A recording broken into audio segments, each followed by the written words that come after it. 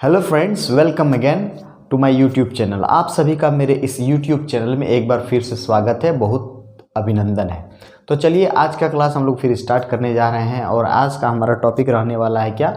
आज का हमारा टॉपिक रहने वाला है फ्यूचर कंटिन्यूअस टेंस। क्या रहने वाला है? Future continuous tense. ठीक है, इसमें हम लोग क्या सीखते हैं? इसमें हम लोग फ्यूचर टेंस के बारे में सीखते हैं जो भविष्य में होने वाला होता है। लेकिन ये क्या दिखाता है? ये कंटिन्यूटी को दिखाता है, वो भी इमेजिनेशन यानी कल्पना में। जैसे कि आप लोग देख सकते हैं यहाँ क्या है कि इट शोज द कंटिन्यूटी, है ना, continuity it shows the continuity यानी निरंतरता को दिखलाता है। कब? इन इमेजिनेशन यानी कि कल्पना हम लोग करते हैं कि भविष्य में जिसके बारे में हम लोग कल्पना करते हैं उसको दिखाता है ये टेंस। तो चलिए आज का ये क्लास हम लोग शुरू करते हैं, स्टार्ट करते हैं और सीखते हैं कि फ्यूचर कंटिन्यूअस टेंस को हम लोग कैसे बनाएंगे, कैसे इसका ट्रांसलेशन कर सकते हैं, बोलचाल की भाषा में यूज कर सकते हैं। ठीक है, तो चलिए आज का क्लास हम लोग शुरू करते हैं और देखते हैं कि कैसे कैसे इसका रूल्स होता है और कैसे इसका यूज होता है। तो चलिए शुरू करते हैं, ठीक ना। देखिए अब हम लोग देखेंगे फ्यूचर कंटिन्यूअस टेंस के कुछ रूल्स और उसके कुछ ट्रांसलेट करके हम लोग देखेंगे कि कैसे उन रूल्स का यूज़ करके हम लोग ट्रांसलेशन को बना सकते हैं। तो सबसे पहला क्या रूल आता है? आप सबको पता है कि सबसे पहले आता है सकारात्मक यानी कि एफर्मेटिव। ठीक है, उसके बाद आपका आता है नेगेटिव, उसके बाद आपका क्या आता है? इंट्रोगेटिव। एफर्मेटिव यानी सकारात्मक, नेगेटिव यानी नकारात्मक और इंट्रोगेटिव यानी प्रश्नवाचक। ठीक है, तो चलिए इनके कुछ रूल्स देखिए। एफर्मेटिव का क्या रूल है? सब्जेक्ट प्लस शैल या will plus be plus V four plus object.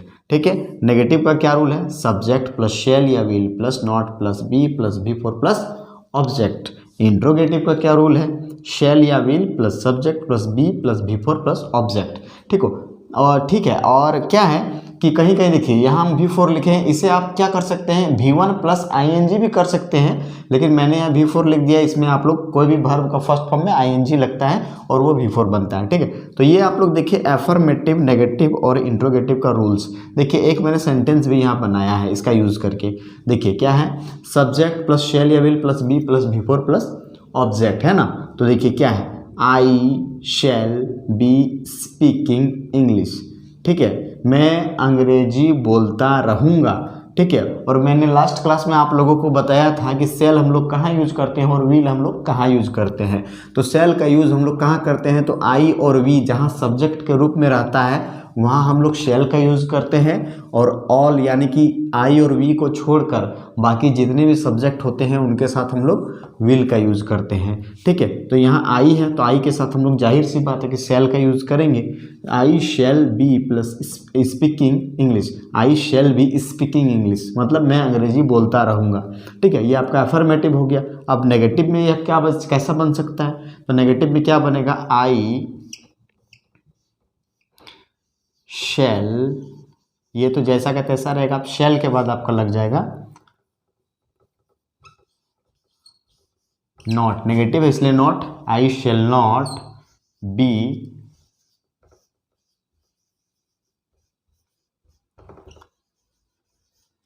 Speaking English. हो गया, ये आपका बन गया नेगेटिव वाला। ठीक ना, इन एफर्मेटिव नेगेटिव हो गया। I shall not be speaking English. अब देखते हैं इंट्रोगेटिव। इंट्रोगेटिव यानी प्रश्न को पूछा जाता है। यहाँ मैं आई शैल बी स्पीकिंग इंग्लिश, मैं अंग्रेजी बोलता रहूँगा। यहाँ है मैं अंग्रेजी नहीं बोलता रहूँगा। अब यहाँ क्या है कि क्या मैं अंग्रेजी बोलता रहूँगा? शैल आई बी स्पीकिंग इंग्लिश, तो आपका हो जाएगा शैल आई बी स्पीकिंग इंग्लिश। इंट्रोगेटिव है ना, शैल आई बी स्पीकिंग इंग्लिश। तो ये क्या हो गया कि क्या मैं अंग्रेजी बोलता रहूँगा। नेगेटिव हो गया कि मैं अंग्रेजी नहीं बोलता रहूँगा। एफर्मेटिव हो गया मैं अंग्रेजी बोलता रहूँगा। तो ये तीनों रूल्स हम लोग देखे, एफर्मेटिव, नेगेटिव और इंट्रोगेटिव का। ठीक है, इसके बाद और 3 रूल्स है उसको भी हम लोग देखते हैं और समझने का प्रयास करते हैं। तो चलिए देखते हैं। देखिए अब हम लोग देखेंगे इंट्रोगेटिव नेगेटिव क्या होता है, WH वर्ड क्वेश्चन क्या होता है और WH वर्ड नेगेटिव क्या होता है, इनके भी रूल्स होते हैं। तो कैसा कैसा रूल्स होते हैं और कैसे हम लोग इसका यूज़ करते हैं। देखिए इंट्रोगेटिव नेगेटिव का क्या रूल होता है, इसका रूल होता है सेल या will plus subject plus not plus be plus V4 plus object. ठीक है, तो इसका जो रूल है कैसे हम लोग इसका यूज़ करते हैं सेंटेंस को बनाने में।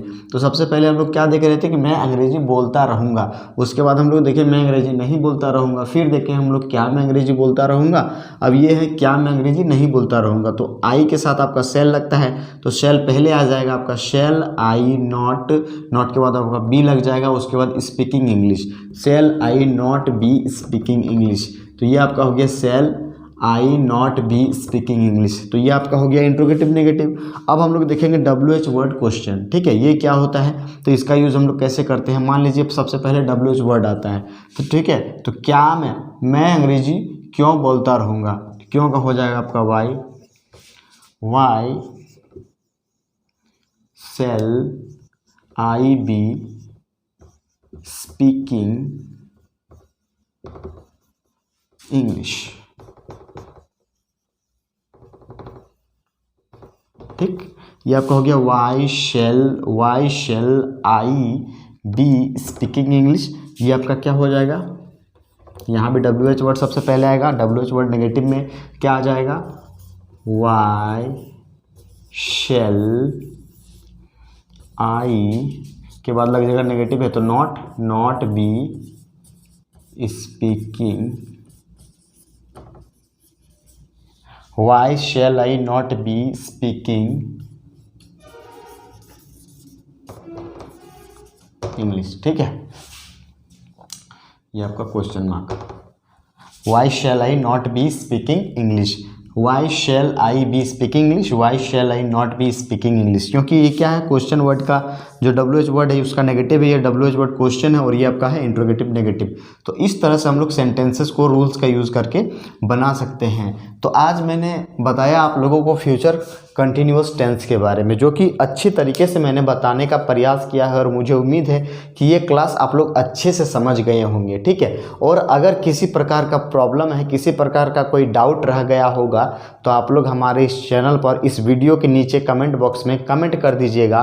और एक बात मैं कहना चाहूँगा कि अगर आप कुछ अच्छे टॉपिक्स जैसे आपको लगे कि ये टॉपिक्स आपको नहीं आ रहा है, तो आप हमारे कमेंट बॉक्स में कमेंट कर दीजिएगा, ताकि मैं वो क्लासेस लेकर के आऊँ। और ख़ास करके ये चैनल में अंग्रेजी ग्रामर और इंग्लिश स्पोकन के लिए बनाया हूँ और फ्री ऑफ कॉस्ट मेरी क्लासेस चलती हैं।